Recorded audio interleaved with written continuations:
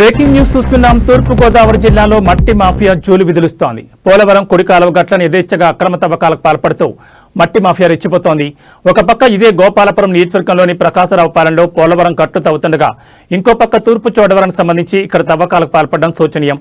గోపాలపురం నియోజకవర్గం తూర్పు చోడవరం సంబంధించి ఒక పంచాయతీ పరిధిలోని చెరువును ఎటువంటి అనుమతి లేకుండా అక్రమంగా తవ్వుతున్నారంటూ తీవ్రస్థాయిలో విమర్శలు వెలువెత్తున్నాయి. ఈ వ్యవహారానికి సంబంధించిన పక్కా సమాచారంతో రచ్చా మీడియా అక్కడికి చేరుకుంది.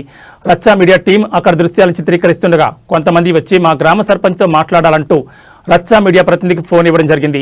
రచ్చా మీడియా ప్రతినిధి అడిగిన ప్రశ్నలకు సదరు గ్రామ సర్పంచ్ విస్తుపోయే సమాధానాలు ఇచ్చారు.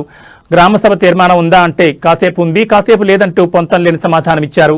గ్రామాభివృద్ధి కోసమే చెరువును తవ్వుతున్నామని, ఈ మట్టిని ఎక్కడికి తరలిస్తున్నామనేది మీకు చెప్పాల్సిన అవసరం లేదంటూ కూడా ఆయన సమాధానం ఇవ్వడం శోచనీయం. చెరువు మట్టి తవ్వుకునేందుకు ఎటువంటి అనుమతులు ఉండాలి, ఎంత లోతు తవ్వాలి, ఆ మట్టిని ఏ విధంగా తరలించాలనే నియమ నిబంధనలు తొంగలో తొక్కి యథేచ్ఛగా అక్రమ తవ్వకాలకు పాల్పడడంపై తీవ్ర విమర్శలు వెలువెత్తున్నాయి. దాదాపు 3 ప్రొక్లైన్లు 30 లారీలతో భారీ స్థాయిలో తవ్వకాలు జరుగుతున్న రెవెన్యూ, మైనింగ్, విజిలెన్స్, పోలీసు అధికారులు మొద్దు నిద్ర వహించడంపై తీవ్ర ఆరోపణలు దారితీస్తున్నాయి. మొదట్లో రచ్చా మీడియా ప్రతినిధులను బెదిరించే ప్రయత్నం చేసినా ఏమాత్రం వెనుకడుగు వేయకుండా పూర్తి విజువల్స్ మీ ముందుంచుతోంది. కాసుల బేరానికి వచ్చిన సదరు తవ్వకందారుడు ప్రలోభానికి లొంగని రచ్చా మీడియా ఈ వార్తను మీ ముందుకు తీసుకొచ్చింది. చెరువులో పొడికి తీయాలంటే తాగునీటి చెరువుకు RWS పర్మిషన్తో పాటు గ్రామసభ తీర్మానం తీసుకోవాల్సిన అవసరం ఉంది.